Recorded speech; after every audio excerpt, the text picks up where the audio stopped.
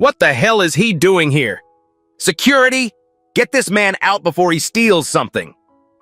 The oceanfront pavilion at Wellington Manor blazed with crystal chandeliers and gold-rimmed china. 300 elite guests in designer gowns sipped Dom Perignon under imported silk canopies. A black man in a tailored suit stood at the guest registry. His voice was calm. "Ma'am, I was invited." "Invited?" A blonde woman in diamonds shrieked with laughter. "By who? The kitchen staff? God, the nerve! Richard, call the police! He probably cased this place online." An older man snapped his fingers at the black man like calling a dog. "Hey, buddy, the back door is that way. Move it!" A socialite aimed her phone, laughing. "This is going viral! The wedding crasher thinks he can just walk in with real people!" The man stood motionless, dignified, silent. What happened next would shatter everything these people thought they knew about power, privilege, and the cost of judging a book by its cover. 20 minutes earlier, the man had arrived at Wellington Manor's iron gates. His name was James Thompson, 58 years old. He drove himself in a modest sedan. The parking attendant looked confused when he handed over the keys. James walked 400 yards from the outer lot to the main pavilion. His suit was bespoke Savile Row. His shoes were handmade Italian leather. On his left hand, a West Point class ring caught sunlight. On his lapel, 2 small pins, a Purple Heart, a Medal of Honor ribbon. No one noticed. The wedding was a monument to wealth. White silk tents stretched across the oceanfront lawn like billowing clouds. Crystal chandeliers hung inside, each worth more than a luxury car. Gilded chairs, French linens, ice sculptures of swans melting in the June heat.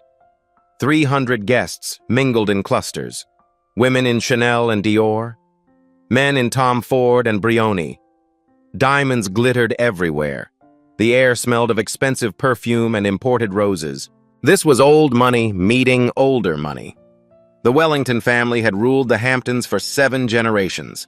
Real estate, banking, carefully maintained social connections. They sat on museum boards. They controlled who belonged. Today was their daughter's wedding. Sarah Wellington, 28, was marrying Lieutenant Brandon Cole. The groom was 32, Army officer. Middle-class background from Ohio. His father had died 2 years ago. The social divide was obvious. The bride's side overflowed with senators and CEOs. The groom's side held 20 military officers in dress uniforms. They stood out like soldiers in a ballroom. Margaret Wellington commanded the scene. 55. Blonde hair in a perfect chignon. Custom Valentino dress. Vintage Cartier jewelry. She'd spent 8 months planning this million-dollar wedding. Every detail is perfect. Every guest vetted. Her husband, James Wellington, hovered nearby. 60. Real estate mogul. Quiet. Wealthy. He nodded at whatever Margaret said. He always did. Senator Richard Hartford arrived in a black Mercedes. 62. Silver hair. Chairman of the Senate Armed Services Committee. Sarah's godfather.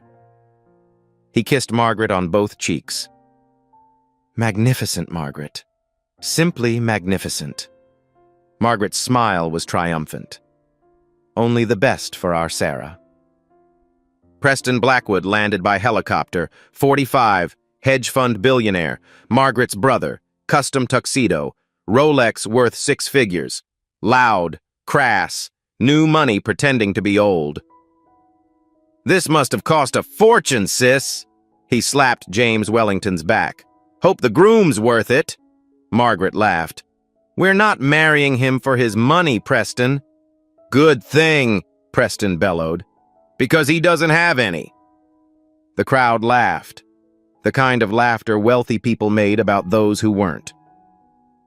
Victoria Ashford arrived late. 52, society columnist. She controlled the social pages of 3 newspapers. An invitation to her column meant you'd arrived. An insult meant social death. All black. Designer purse. A phone is like a weapon. "Victoria, darling," Margaret air-kissed her. "Wouldn't miss it. Victoria's fingers moved across her phone. Typing, photographing. Tomorrow's column would make or break reputations. Near the ceremony entrance, military officers clustered together. They looked uncomfortable, too formal, too disciplined. They didn't drink much. They didn't laugh at Preston's jokes. Colonel Patricia Reynolds stood with arms crossed. 48, black, career officer. She kept checking the entrance. "He should be here by now," she muttered. "Maybe he changed his mind," Major Morrison replied. "After what Brandon told him about the family?" Reynolds shook her head. "He gave his word. He'll come." The contrast was stark. The bride's guests wore wealth-like armor, designer labels, premium champagne, conversations about yacht clubs and summer homes in the south of France. The groom's guests spoke differently, about deployments, training exercises, brothers and sisters lost in combat. Their dress uniforms were spotless but simple. No Rolexes, no diamonds. Margaret had made comments all morning, loud enough for people to hear, soft enough to claim innocence. "Brandon's friends are so earnest. Military types, very committed, very different. I hope they know how to behave at a proper wedding." Sarah had heard every word. She said nothing. She loved Brandon, but she also loved her mother. The tension was eating her alive. Brandon himself was inside the manor house, getting ready, adjusting his dress uniform, checking his watch every 3 minutes, waiting for the most important guest to arrive, the man he owed his life to, the man who'd carried him out of a burning vehicle under enemy fire, the man his new mother-in-law was about to destroy. The string quartet played Vivaldi. Waiters circulated with champagne and caviar. The ocean crashed against rocks. The sun painted everything gold. It was perfect. It was about to explode. James Thompson reached the guest registry table. A young woman in a headset managed the sign-in. She smiled politely. He picked up the gold pen. "Excuse me." Margaret's voice cut across the pavilion like a whip crack. "What do you think you're doing?" Conversations stopped mid-sentence. Heads turned. Margaret Wellington strode toward the table. Her heels clicked on marble. Her face was tight with outrage. James looked up. His voice was calm. "Signing the guest book, ma'am. You most certainly are not." Margaret snatched the pen from his hand. "This is a private event, for invited guests only." "I am invited." James reached into his jacket pocket. "I have—" "Stop right there." Preston Blackwood appeared beside his sister. "Don't reach for anything. Security!" 2 security guards materialized. Kyle Patterson led them, 35, former police officer, white. He looked James up and down with practiced suspicion. "Sir, we're going to need you to come with us," Kyle said. James pulled out an embossed invitation. Cream cardstock, gold lettering, his name printed clearly. Lieutenant Colonel James Thompson. He held it toward Margaret. Margaret barely glanced at it. "Anyone can print these. I personally approved every name on this list, and you are not on it." A crowd gathered. 20 guests, then 40, then 60. Phones rose like a field of flowers, recording, photographing, witnessing. Senator Hartford pushed through the crowd. His voice boomed with authority. "Margaret, what's the problem here?" "This man is crashing the wedding, Richard. He's refusing to leave." Hartford looked at James. His eyes narrowed. "Son, this wedding is for invited guests only. Whatever service you're here to provide, check in with the event coordinator, not the guest registry." "Sir, I am a guest." James's voice remained steady. "If you'll allow me to explain—" "Explain!" Preston laughed loud enough for everyone to hear. "Here we go, the explanation. Let me guess, you're somebody's +1 who got the date wrong?" Laughter rippled through the crowd. Not nervous laughter, mean laughter, the kind that comes easy when you're part of the majority. "I was invited by Lieutenant Brandon Cole, the groom," I've known him since... The Groom? Margaret's voice climbed an octave. My son-in-law doesn't know people like... She caught herself. I mean, I'm sure there's been some misunderstanding. No misunderstanding, ma'am. Brandon specifically asked me to... Brandon? Margaret's laugh was sharp as broken glass. You call him Brandon? Not Lieutenant Cole? Just... Brandon? We've served together. Served? Preston interrupted. Like, you served him, drove him somewhere, cooked for him.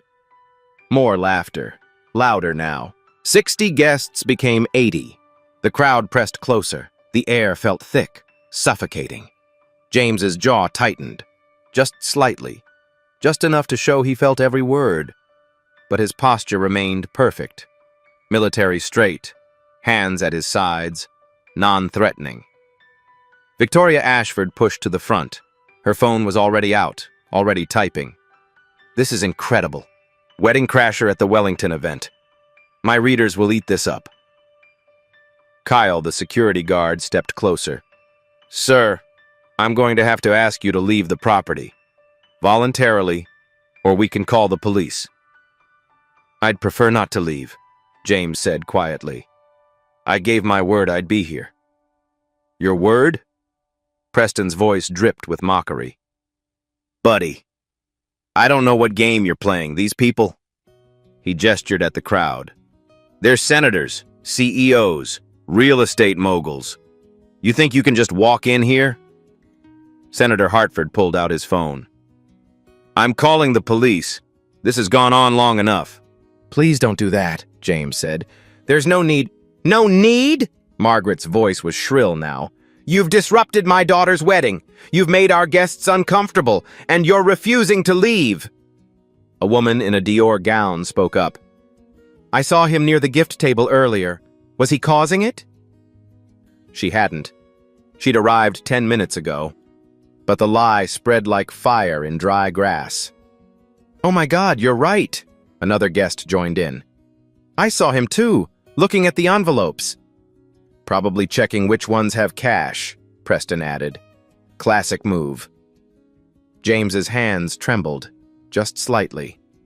Just for a second. He clenched them into fists, then released. His breathing remained controlled, but his eyes showed something new. Not anger. Pain. Ladies and gentlemen, he said, his voice cutting through the noise. I understand how this looks, but I assure you, I am here as an invited guest. If someone could simply get Lieutenant Cole... Stop calling him that, Margaret shouted. Stop using military titles like you have any right to. For all we know, you're impersonating... Stolen valor! A guest shouted from the back. The crowd erupted. Stolen valor. The accusation spread through the pavilion like poison. That's a federal crime, someone yelled. Arrest him! Senator Hartford's face hardened. Officers are on the way. If you're impersonating a military officer, you're going to federal prison. Kyle moved to James's side. His hand rested on his belt. Not on a weapon, but the implication was clear. Sir, put your hands where I can see them. James raised his hands slowly, palms out, non-threatening. The crowd pressed closer, phones everywhere, flashes going off like lightning. 2 police cruisers pulled up. Sirens off, but lights flashing. Officer Daniels emerged first. 45, white, 20 years on the force. Officer Martinez followed. 38, Hispanic, former military herself. Margaret rushed to meet them. Officers, thank God! This man has been trespassing, refusing to leave. We believe he's impersonating a military officer. Officer Daniels approached James. His hand rested on his belt. Sir, can you identify yourself? General James Thompson, United States Army. James reached slowly for his wallet. May I show you my military ID? General? Preston's laugh was explosive. Oh, this is rich! He's claiming to be a general now! James produced a military ID card. Laminated. Official. He handed it to Officer Daniels. The officer examined it carefully. His expression shifted, confusion mixed with concern. "This appears legitimate," Daniels said quietly. "Of course it looks legitimate," Margaret shrieked. "That's the whole point of a good fake." Senator Hartford stepped forward. "Officers, I'm Senator Richard Hartford. I chair the Senate Armed Services Committee. I know every four-star general in the United States military. This man is not one of them." The crowd murmured. A senator would know. Wouldn't he? "Senator Hartford would know," a guest shouted. "He's lying." Another voice. "Faker!" Officer Martinez took the ID. She studied it longer. Her jaw tightened. She whispered something to her partner. Daniels nodded. They looked at James differently now. "Ma'am," Martinez said carefully, "we need to verify this before we—" "Before you what?" Preston pushed forward. "A senator just told you he's fake. What more do you need?" Margaret grabbed Martinez's arm. "I want him searched. For weapons, drugs, whatever he's hiding." "Ma'am, we can't search someone without probable cause," Martinez said. "This is private property." Margaret's voice climbed higher. "Wellington property! Search for him or I'll have your badges!" The threat hung in the air. The Wellington family had power, money, connections. James spoke quietly. "Officers, I do not consent to a search. I have committed no crime." "There," Preston pointed. "He's refusing. That's suspicious. That's the probable cause." "Then take him to the station," Margaret demanded. "Trespassing, disturbing the peace, impersonating an officer, I want charges filed," Victoria Ashford typed furiously. "Getting all of it. Man arrested at Wellington wedding for stolen valor. This will be everywhere by tonight." Colonel Patricia Reynolds pushed forward. "Mrs. Wellington, you need to stop. This man is—" "And who are you?" Margaret whirled on her. "Colonel Patricia Reynolds, United States Army." "Oh, another one," Preston laughed. "What is this, a convention? Security, remove her too." Senator Hartford made a show of calling someone. "Yes, Senator Hartford here. I need verification on a military officer, General James Thompson." "Yes, I'll hold." He waited. The crowd waited. James stood perfectly still, his eyes forward, his breathing controlled, but his hands were shaking now. Hartford's face lit up with triumph. "No record? Pentagon confirms no general by that name." He snapped his phone shut. "Officers, you have your answer. He's a fraud." The crowd erupted. Angry shouts, demands for arrest. Officer Daniels reached for his handcuffs. "Sir, given the circumstances, I need you to place your hands behind your back." James looked at the handcuffs, at the crowd, at Margaret's triumphant smile, at Senator Hartford's smug satisfaction. He looked at the manor house, where Brandon was, where the truth was. "Officer," James said quietly, "before you do this, I'm asking you, call Pentagon verification. The direct line. I can give you the number." "More stalling!" Margaret shouted. "Handcuff him! Now!" Officer Daniels stepped behind James. The handcuffs clicked open. The crowd cheered. The metal felt cold against James's wrists. The handcuffs clicked shut. One, then the other. The sound echoed across the pavilion like gunshots. The crowd erupted in applause. Actually applauding. Like they'd just watched justice being served instead of witnessing a lynching in designer clothes. "Finally," Preston pumped his fist in the air. "About time someone put him in his place." Victoria Ashford held her phone high, recording everything. Her voice carried over the noise. "And this, ladies and gentlemen, is how the Wellington family handles wedding crashers. Swift, decisive, no tolerance for criminals." Margaret smoothed her dress. Her smile was radiant, victorious. "Officers, I want him taken away immediately, and I want a full report filed. Trespassing, stolen valor, Attempted theft. All of it. Ma'am, we haven't established, Officer Martinez began. You've established enough. Margaret cut her off. A United States Senator confirmed he's a fraud. What more do you need? James stood with his hands cuffed behind his back. His posture remained straight, military perfect. But something had changed in his eyes. The calm was cracking, not with anger, with something deeper. Resignation mixed with profound sadness. Officer Daniels reached for his radio. Dispatch, this is Unit 12. We have one in custody at the Wellington estate. Need a supervisor. The radio crackled. Static. Then a different voice. Older. More authority. Unit 12, this is Captain Stevens. What's the situation? Sir, we have a male subject claiming to be General James Thompson. ID appears authentic, but we're getting conflicting. What ID number? Stevens' voice was sharp now. Daniels read it from the card. The radio went silent. 10 seconds. 20. 30. The crowd shifted, murmured, waited. Unit 12. Stevens' voice was different now. Careful. Very careful. Do not take any action. Repeat. Do not take any action. Supervisor en route. ETA 3 minutes. Maintain position. Daniels looked at Martinez. She looked back. Something unspoken passed between them. Daniels reached for James's handcuffs. What are you doing? Margaret shrieked. Don't you dare uncuff him. Ma'am, we received orders to... I don't care what orders you received. I'm giving you orders. As the property owner, I'm telling you to remove this criminal from my daughter's wedding. Senator Hartford stepped forward. Officers, I'm invoking my authority as chairman of the Armed Services Committee. This man is impersonating a military officer. That's federal jurisdiction. I'm instructing you to maintain custody. Officer Martinez's jaw tightened. Senator, with all respect, we take orders from our chain of command. Not from a senator? Hartford's face flushed red. Do you know who I am? Do you know what I can do for your career?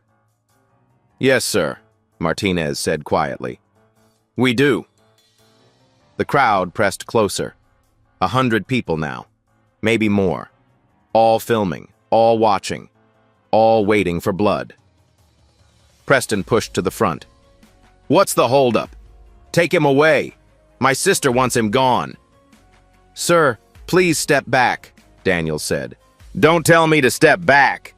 Preston's face was inches from the officers. My family donates $500,000 a year to the police union. Chief Patterson golfs with my brother-in-law. You think you can just ignore us? A guest shouted from the crowd. They're protecting him. The cops are in on it. Another voice. It probably paid off. Police corruption. Do your jobs. The mob energy was building. Ugly. Dangerous. The kind of energy that led to terrible things. James stood in the center of it all, handcuffed, silent. His eyes were closed now. His lips moved slightly. Was he praying, counting, trying to stay calm? Margaret turned to the crowd, raised her voice, playing them like an actress on stage. Ladies and gentlemen, I apologize for this disruption. This person tried to infiltrate my daughter's wedding, to steal from you, to violate the sanctity of this celebration, but justice is being served. Applause. Actual applause. Like she'd given a speech at a campaign rally. Victoria Ashford typed faster. Wellington matriarch Margaret Wellington personally stops wedding crashers. Exclusive photos. Exclusive interview coming. A woman in a Hermes scarf spoke up. Margaret, you were so brave. Confronting him like that, I would have been terrified. Someone had to protect our community, Margaret replied, loud enough for everyone to hear. These people think they can go anywhere, do anything. It's time we reminded them that society has standards. The crowd murmured agreement, nodded, filmed more. Colonel Reynolds was still trying to push through. 2 security guards blocked her. Kyle had his hand on her shoulder. Ma'am, you need to leave the area, Kyle said. That man is a 4-star general, Reynolds shouted. You're making the biggest mistake of your lives. Sure he is, Kyle smirked. And I'm the president. Ma'am, if you don't leave voluntarily, I'll have you removed too. I'm a colonel in the United States Army. Right, Kyle said. And I'm Superman. Security, escort her out. 2 more guards grabbed Reynolds. She didn't resist. But her eyes found James, found his face. She mouthed something. Hang on. He's coming. James didn't respond, didn't acknowledge, just stood there, handcuffed, humiliated, in front of 300 people. Preston walked around James like he was examining a car. Look at him. Can't even defend himself. Pathetic. You know what I think? I think he's done this before. Crashed other weddings. Stolen from other families. This is probably his whole con. You're absolutely right, a guest agreed. These people have networks. They share information, target wealthy events. Someone should check if anything's missing, another voice added. Margaret snapped her fingers at Kyle. Check the gift table, all the envelopes, make sure nothing's been touched. Kyle jogged over, came back. Everything's there, ma'am. Check again, Margaret demanded. Carefully. He's clever. He might have pocketed something. James finally spoke. His voice was quiet, but it carried. I have not stolen anything. I have not touched anything. I came here because I was invited. By a man I respect. A man I'd die for. That's the only reason I'm here. Die for? Preston laughed. Oh, that's good. The hero speech. Do you rehearse these lines? Probably uses them at every wedding, a guest chimed in. I bet it works on bleeding hearts, another added. Not here, Margaret said coldly. Not at my wedding. Here, we see through the act. Senator Hartford pulled out his phone again, made another show of calling someone. Yes, it's Senator Hartford again. I need you to send someone to the Wellington estate. We have a situation with stolen valor. Yes, possible weapons. Yes, federal case. Thank you. He hung up, addressed the crowd. FBI is sending an agent. This is bigger than local police can handle. The crowd murmured. FBI. Federal case. This was serious. This was real. Officer Martinez's radio crackled again. Unit 12, status? Still at the scene, Captain. Subject in custody. Large crowd. The situation is complicated. Supervisor is 2 minutes out. Hold position. And officers? Stevens paused. Be very, very careful. You understand? Copy that, sir. Martinez looked at her partner. Daniels looked back. They both looked at James. Something wasn't right. They could feel it. But the crowd, the senator, the Wellington family, the pressure was enormous. Margaret checked her watch. Officers, the ceremony is supposed to start in 15 minutes. I need this resolved now. Take him away. Process him. Do whatever you need to do. Just get him off my property. Ma'am, we're waiting for our supervisor, Daniel said. I don't care about your supervisor. Margaret's voice was shrill now, losing control. I want him gone, James. She turned to her husband. Call the mayor. Call the police chief. Call someone. James Wellington already had his phone out. I'm on it, dear. Preston grabbed James Thompson by the arm, roughly. Come on, buddy. Time to go. The party's over for you. Sir, don't touch the subject, Martinez said sharply. Why not? Preston tightened his grip. He's arrested, isn't he? He's a criminal. I have every right to remove him from my family's property. James Thompson looked at Preston. Really looked at him. And for the first time, something flashed in his eyes. Not fear, Not sadness. Something harder. Colder. "Remove your hand," James said quietly. "Or what?" Preston leaned in close. "You'll do what, exactly?" "You're in handcuffs, pal. You're nothing. You're nobody. You're exactly what you look like, a con artist who picked the wrong family to mess with." The crowd laughed, cheered. This was entertainment now. Better than the wedding itself. Victoria Ashford was live streaming. 40,000 viewers right now. This is incredible. Wedding crasher getting exactly what he deserves. A black Mercedes pulled up to the pavilion. Fast. Too fast. Tires screeched. A police captain emerged. 55 years old. Gray hair. 30 years on the force. His face was pale, almost white. Captain Stevens jogged toward the scene, saw James in handcuffs, saw the crowd, saw Preston's hand on James's arm. His eyes went wide. "Everyone, step back!" Stevens roared. "Now!" The crowd froze. His voice had real authority, the kind that made people obey without thinking. Stevens pushed through to James, looked at Daniels and Martinez. "Did you run the ID number I asked for?" "Yes, sir. You told us to." "Did you look at what came back?" "Sir." The call dropped before. "Jesus Christ!" Stevens looked at James, really looked at him. At the West Point ring, at the Purple Heart, at the Medal of Honor ribbon, at the man's bearing, his posture, his dignity despite everything. Stevens turned to Margaret, to Senator Hartford, to Preston, to the crowd. "Do you people have any idea what you've just done?" Margaret's smile faltered. "Excuse me?" "Someone," Stevens said slowly, his voice shaking, "get Lieutenant Brandon Cole out here. Right now."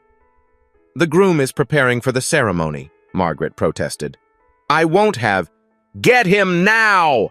Stevens roared. "Or I swear to God you'll all be arrested!" The pavilion went silent.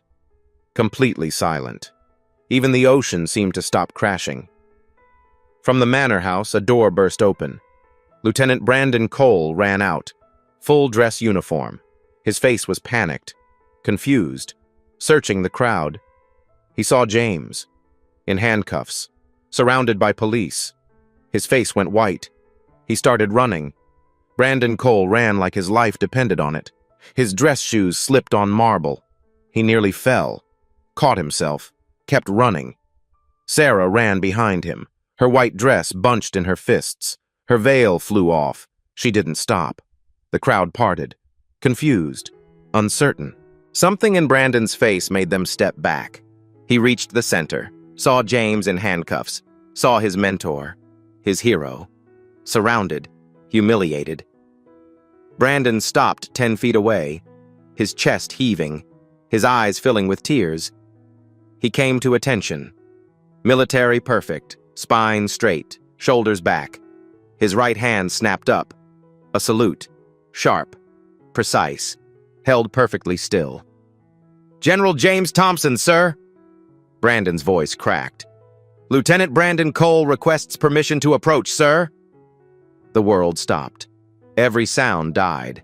Every movement froze. 300 people turned to stone. Brandon held the salute. 5 seconds. 10. Tears streamed down his face. His hand didn't waver. Around them, 20 military officers snapped to attention. 20 right hands rose. 20 perfect salutes. Facing James. Margaret's face went white. Her mouth opened. No sound came out. Senator Hartford stumbled backward. His phone slipped from his hand, clattered on marble. Preston's grip on James's arm went slack. His hand fell away. Victoria Ashford's phone was still streaming. 40,000 viewers. Now 50,000. 60,000. Captain Stevens moved quickly, pulled out his keys, unlocked James's handcuffs. They fell away with a click that sounded like thunder. Brandon dropped his salute, rushed forward. "Sir, I am so sorry. I didn't know. I was inside." At ease, Lieutenant. James's voice was quiet, steady, but emotion underneath. Raw, barely controlled. Brandon's whole body shook. General, please forgive me. This is inexcusable. Brandon. James put a hand on the younger man's shoulder. Breathe. Sarah reached them. She looked at James, at her mother, back to James, horror and understanding colliding. General Thompson? Her voice was small, broken. James nodded. Miss Wellington. Oh my God! Sarah turned to her mother. Mom, what did you do? Margaret couldn't speak, couldn't move. Her dress suddenly looked like a costume. Her diamonds looked like glass. Brandon turned to face the crowd. His voice was parade ground loud. Ladies and gentlemen, this is General James Thompson, 4-star General, United States Army, former chairman of the Joint Chiefs of Staff. Silence. Phones still recording, but no one spoke. Brandon's voice shook. This man commanded U.S. Central Command. He oversaw operations in Iraq and Afghanistan. He advised 3 presidents. Sarah stepped forward, tears running mascara down her cheeks. General Thompson saved my husband's life. In Fallujah, 2019. Brandon's vehicle hit an IED. It was burning. Brandon took over. General Thompson ran toward the fire. Under enemy sniper fire, he pulled me out. Then he went back. 3 more times. Saved 4 men that day. Sarah continued. He was 53 years old. He had shrapnel in his leg. He was bleeding. He kept going back. Brandon's voice cracked. He carried me half a mile to the medevac. Stayed with me the whole flight. I woke up and he was there. The crowd was understanding now, realizing, feeling the weight of what they'd done. Colonel Reynolds broke free from security, ran to James, saluted. Sir, I tried to tell them. I know, Colonel. James returned the salute. Stand down. Other military officers approached, one by one, saluted, apologized, each one a witness. Senator Hartford found his voice. A whisper. General Thompson, I didn't recognize you out of uniform. James turned to face him, eyes like steel. Senator, we've met 6 times. You testified before me 4 times last year. I was in civilian clothes twice. You looked right through me both times. Hartford's face went gray. The lighting... You saw what you expected to see, James said quietly. A black man in an expensive suit. And you decided I didn't belong. Preston was backing away, trying to disappear. James's eyes found him. Mr. Blackwood, you grabbed my arm. You called me buddy. You told me to know my place. Preston's mouth opened, closed. How was I supposed to know? You could have asked, James said simply. You could have listened. Margaret found her voice, strangled, desperate. General Thompson, this is a terrible misunderstanding. If you had just said who you were... I tried. James's voice was soft, but it carried. I told you I was invited. I showed you my invitation, my military ID. You chose not to hear any of it. Sarah walked to her mother. Her voice was ice. You didn't listen because you'd already decided. You saw his skin color and decided he was the help. That's not true. I would never... Then what would you call this? Sarah gestured at the scene. You had him arrested, handcuffed. You accused him of theft. Brandon addressed the crowd. General Thompson was going to walk Sarah down the aisle. He was going to give the first toast. He flew from Washington for this wedding. The crowd shifted, uncomfortable, ashamed. Phones lowering, looking at the ground. Officer Daniels stepped forward. General, sir, I apologize. We were responding to a complaint. You did your job, officer. James's voice was kind. The people who made those accusations, they need to apologize. All eyes turned to Margaret, Senator Hartford, Preston, the 100 guests who'd laughed. The silence was crushing. Brandon stood at attention. "General, sir, I understand if you want to leave." James looked at Brandon, at Sarah, at the military officers, at the crowd of humiliated elites. "Lieutenant Cole, it's still your wedding day, and I gave you my word." Brandon's face crumpled with relief. James turned to the crowd. His voice is commanding. "Final. But everyone here witnessed what happened. Whether you mocked me, filmed me, or stayed silent, you're all complicit." The man they'd tried to throw out now commanded everything. Margaret tried to speak. Her voice came out as a rasp. "General Thompson, I apologize most sincerely. This was an honest mistake." "No, ma'am." James's voice was quiet steel. "Not a mistake, a judgment, one you made instantly, based solely on my appearance." "But I didn't know, with security concerns—" "Stop!" Sarah's voice cut through. "Just stop, Mom." Margaret turned to her daughter, desperate. "Sarah, you have to understand." "I understand perfectly." Sarah's voice was cold. "You humiliated the man who saved Brandon's life." Margaret's face went blank. "What?" Brandon stepped forward. "Sarah's father passed away 2 years ago. She asked if General Thompson would walk her down the aisle. He flew from Washington to do it." "And you called him a thief," Sarah said, tears streaming. "You had him arrested." James Wellington spoke. His voice was hollow. "Margaret, we should go inside." "Inside? It's our daughter's wedding." "Which you just destroyed," Sarah said flatly. "Leave." Senator Hartford tried to salvage something. "General, surely mistakes happen in the heat of the moment." "Senator," James's voice was ice, "you told the police I wasn't real. You fabricated a Pentagon call. You lied about a superior officer." Colonel Reynolds stepped forward. "You testified before him 8 months ago." Shook his hand. Called him General. Hartford stumbled backward. "I see hundreds of people. You see what you want to see." Officer Martinez pulled out her notebook. "Ma'am, we need statements. False reporting. False testimony. Civil rights violations." Margaret's voice went shrill. "Civil rights? I never used racial language." "You don't have to use slurs, ma'am," Officer Daniels said. "Your actions spoke clearly." Preston tried to edge away. Captain Stevens blocked him. "Mr. Blackwood, you grabbed a general officer. That's assault."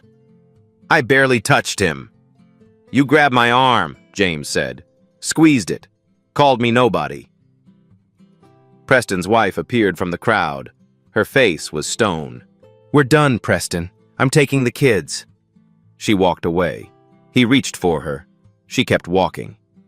Victoria Ashford frantically typed, deleting, reposting.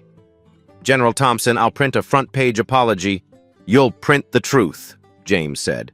"All of it." Victoria's hands shook. "My career will be destroyed." "You tried to destroy mine." A guest stepped forward. Middle-aged man, expensive suit. "General, I filmed you. I laughed. I'm ashamed." Another guest, then another, apologizing, crying, heads down. Many others were slipping away quietly, leaving before their faces were identified.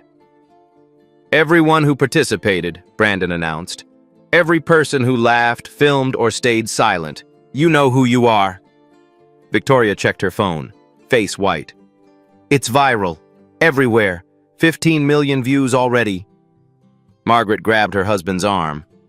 "Do something. Our reputation—" "Is destroyed," James Wellington said quietly. "By your hand." Brandon turned to James Thompson. "General, if you still want to—" "I do." James looked at Sarah. "If you'll have me." Sarah rushed forward, hugged him, sobbed into his jacket. "Thank you for staying." Margaret made a sound, half sob. "I was supposed to walk her." "You made your choice, Mom," Sarah said. Officer Martinez approached Margaret. "Ma'am, come to the station, give a formal statement." "The station? During my daughter's wedding?" "You called us here, ma'am," Daniel said. "Made accusations. That requires documentation."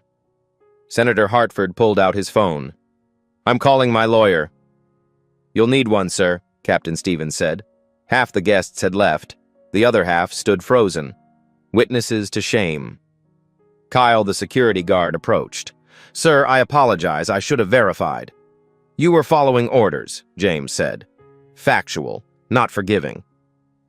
Margaret tried again. "General Thompson, please, I'll do anything." James looked at her. Long moment. "Mrs. Wellington, there's nothing you can do. Not today. Maybe not ever. Face what you've done. Take responsibility. Maybe someday I will change." Margaret crumpled. Her husband caught her. He looked at James Thompson with naked shame. Brandon stood at attention. "Sir, shall we proceed?" James straightened his jacket. "We shall, Lieutenant. Let's give your bride the wedding she deserves." Guests parted as James and Sarah walked toward the ceremony area. Behind them, police took statements. Guests were identified. Videos saved as evidence. The man they tried to destroy was walking a bride down the aisle. The people who destroyed themselves were facing justice. 24 hours later, the video had exploded across every platform. CNN led their evening news with it. 4-star general racially profiled at elite wedding. The footage played on loop.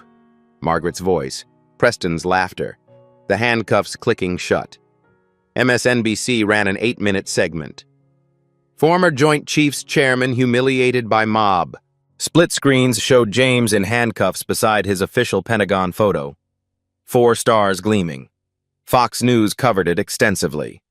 Military hero attacked at Hampton's wedding. Even their hosts couldn't defend it. By 48 hours, the numbers were staggering. 80 million views across all platforms. The hashtag #WeddingDisgrace trended for 3 days straight. Facebook groups formed overnight. TikTok exploded with response videos. Every major newspaper ran front-page stories. New York Times, Washington Post, Wall Street Journal. International papers picked it up. London, Paris, Tokyo. Margaret Wellington's phone rang constantly, then stopped. That was worse. Monday morning, the Metropolitan Museum Board called. "Margaret, we think it's best if you resign, effective immediately." She tried to argue. The board chair cut her off. "Your position is untenable. The vote was unanimous." Lincoln Center called an hour later. Same message, same cold tone. By Wednesday, all 3 Fortune 500 boards requested her resignation. Her charity foundation lost $8.5 million in pledges overnight. Donors cited fundamental disagreements with leadership values. Wellington family businesses took hits. 3 major contracts were canceled, worth $40 million combined. Companies didn't want the association. The country club revoked her membership. 600 members signed the petition. Lifetime ban. Her husband's too. Senator Hartford's world collapsed faster. The Senate Ethics Committee announced an investigation Tuesday. The charges were damning. Lying to law enforcement, abuse of position, conduct unbecoming. Wednesday, he was removed as Armed Services Committee chairman. The vote was bipartisan. His own party abandoned him. His home state newspaper ran a scathing editorial. Senator Hartford must resign. They detailed every lie, every fabrication. Town halls were canceled. Death threats flooded his office. His approval rating plummeted, 67% to 23% in 6 days. 3 major donors withdrew support. Primary challengers announced. His political career was over. Preston Blackwood's hedge fund hemorrhaged clients. $200 million withdrawn in 72 hours. Partnerships dissolved. Bloomberg's headline, Blackwood Fund collapses after racist tirade. The financial world moved fast, brutal, final. His country club expelled him. His children's private school requested withdrawal. Other parents threatened to leave. His divorce was filed publicly. His wife's statement was damning. "I cannot remain married to someone whose character I fundamentally misjudged." Victoria Ashford's syndicated column was terminated Friday. Her book deal was canceled. Speaking engagements evaporated. 200,000 followers became 15,000 in a week. She became a cautionary tale in journalism ethics courses. How not to report. How bias destroys credibility. 6 weeks later, criminal proceedings began. The courtroom was packed. Media everywhere. Cameras lined the walls. This was the trial everyone wanted to see. Margaret Wellington arrived with 3 expensive lawyers. She wore conservative clothes, tried to look humble. It didn't work. The district attorney prosecuted personally. "Your Honor, Mrs. Wellington weaponized law enforcement against an innocent man. She lied, fabricated accusations, incited a mob, all because of racial prejudice." Margaret's lawyer stood. "Your Honor, my client made an error in judgment. She's already suffered enormous consequences." "Consequences she brought on herself," the prosecutor interrupted. "This wasn't an error. It was deliberate." The evidence was overwhelming. 14 videos, police body cameras, 30 witness statements, Margaret's own words recorded clearly. The prosecutor played audio. Margaret's voice filled the courtroom. "Does he look like a general?" Cruel laughter in the background. The defense tried character witnesses, former colleagues, society friends. Their testimonies rang hollow, scripted. General Thompson took the stand. The courtroom went silent. He wore his dress uniform, 4 stars gleaming, ribbons covering his chest. His testimony was measured, calm, devastating. "I've commanded 50,000 troops. I've made life-and-death decisions in combat. I've advised presidents. But standing in that pavilion, handcuffed, surrounded by that mob, I felt powerless, utterly powerless." He paused. The courtroom was silent enough to hear breathing. This wasn't about inconvenience. It was about being dehumanized, reduced to a stereotype, by people with every advantage who chose to use privilege as a weapon. 2 jurors were crying. The verdict came quickly, guilty on all counts. The judge was stern, 60 years old, black woman. She'd seen this too many times. "Mrs. Wellington, you didn't make a mistake. You weaponized privilege and law enforcement against an innocent man. You led a mob. You tried to destroy someone based purely on skin color." Margaret tried to speak. The judge held up her hand. "Your wealth doesn't shield you. Your social position doesn't excuse bigotry." The sentence was harsh. $25,000 fine, 500 hours community service at a homeless veteran shelter, 2 years probation, 100 hours mandatory bias training. And you will issue a public apology, filmed, published, on every platform where the original video appeared. Margaret's face crumpled. Senator Hartford's trial was separate. Federal charges, making false statements to law enforcement, obstruction. His phone records showed no Pentagon call. His testimony before General Thompson was on record. He'd shaken the general's hand 8 months earlier. The jury deliberated 90 minutes, guilty on all counts. $50,000 fine, 1,000 hours of community service, 3 years probation. He resigned from the Senate the next day. The civil lawsuit came next. General Thompson versus Wellington, Hartford, Blackwood, and 8 others. Defamation, intentional infliction of emotional distress, civil rights violations. General Thompson's testimony was powerful. True. I didn't serve 36 years to be treated as suspicious in my own country. I didn't earn these medals to be profiled. I didn't survive combat to be humiliated. The jury awarded $4.7 million total. Margaret, $2 million. Hartford, 1.5 million. Preston, 800,000. Others, 400,000. General Thompson donated every penny to veterans organizations supporting minority service members. Kept nothing. Systemic changes came fast.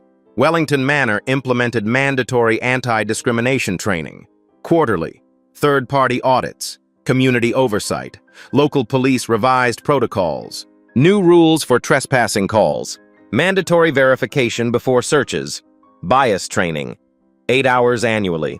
The Senate Armed Services Committee adopted new ethics rules, required verification before questioning service members, bias training for all members and staff.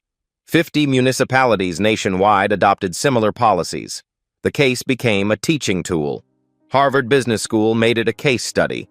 3 other similar incidents came to light. Other wealthy families, other assumptions. Those investigations were ongoing.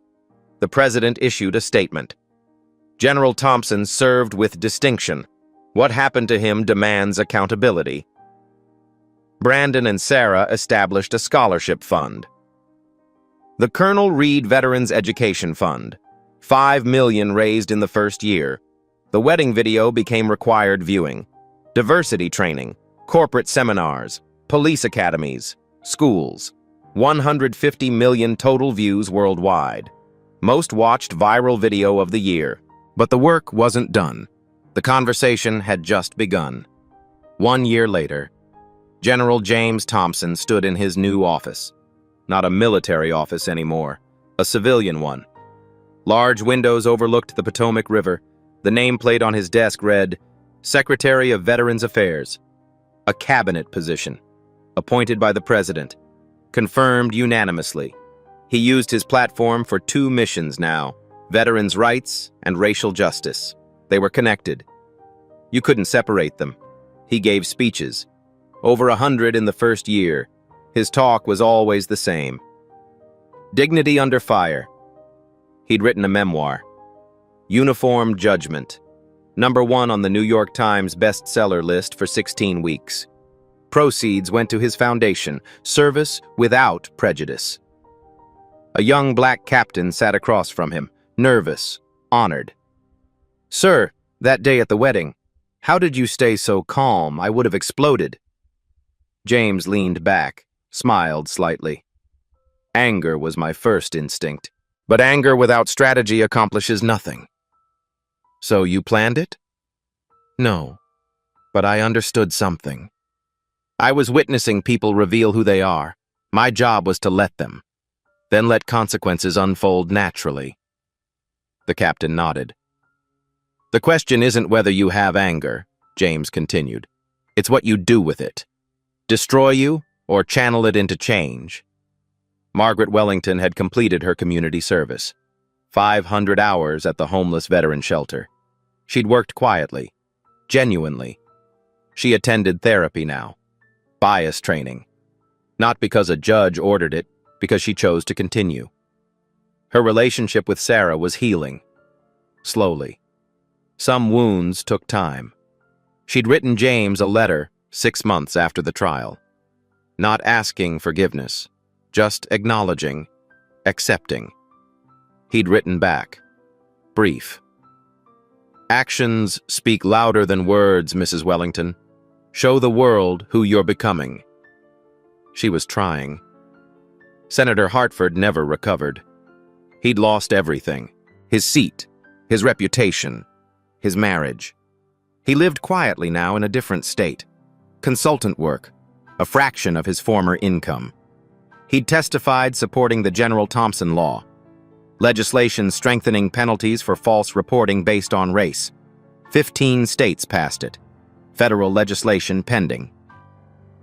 I let my assumptions override my duty, Hartford said at the hearing.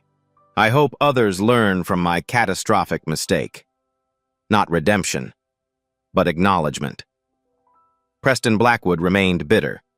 His fund collapsed, divorce final, lost custody of his children. He blamed everyone but himself. Some people never learned. Victoria Ashford worked in public relations now, small nonprofit. She paid monthly installments on her judgment. for 20 years. She'd tried rebuilding her social media. It failed. She was a symbol now of consequences. Brandon and Sarah Cole celebrated their first anniversary quietly. Brandon was promoted to captain. Sarah worked with General Thompson's foundation. Their wedding video had 150 million views, shown in classrooms, middle school to law school, a teaching tool, a warning. They'd had a private ceremony after that day, just military friends. Margaret wasn't invited. The wound was too fresh. But recently, Sarah called her mother. They had coffee, talked, cried. A beginning. James finished his paperwork, looked at the photo on his desk. Brandon and Sarah, laughing, truly happy. He'd walked her down that aisle, given the toast, made the day about love instead of hate. His phone buzzed. A message from a young veteran. Black. Marine. "Sir, I saw your video. I've experienced similar situations. Your dignity inspired me to speak up. Thank you." James smiled. This was why he kept going. He typed back, "Your voice matters. Your experience matters. Don't let anyone make you invisible." He walked to the window, sun setting over the Potomac, golden light everywhere. He thought about that day, the handcuffs, the mob, the humiliation, but also the aftermath, the change, the conversations, the laws, the awareness. Racism wasn't always burning crosses and slurs. Sometimes it was a snap judgment, a call to security, a refusal to listen, an assumption someone didn't belong. The people who humiliated him weren't evil. They were comfortable, never questioned their assumptions, never had to. But here's the uncomfortable truth. We all have biases. Every single one of us. The question isn't whether you have them. It's what you do when confronted with them. That wedding crowd had a choice. Most joined the mob. A few tried to speak up and were silenced. Even fewer did something. The question isn't what you would have done. It's what you'll do next time. Because there will be a next time. If this story moved you, do something real. Notice your own snap judgments. When you make assumptions based on appearance, catch yourself. Speak up. The next time you see injustice, even subtle, say something. Silence is agreement. Share this story. But share your own too. Have you been judged wrongly, or have you judged others? Support veterans, especially minority veterans. They deserve better. Subscribe for more stories like this. Stories that make us uncomfortable. Growth happens in discomfort. So here's the final truth. If you'd been at that wedding, what would you have done? In the crowd? Silent? Or one of the few who spoke up? Don't answer me. Answer yourself. Then decide who you want to be next time. Because your choice matters. Your voice matters. Your actions matter. What will you choose?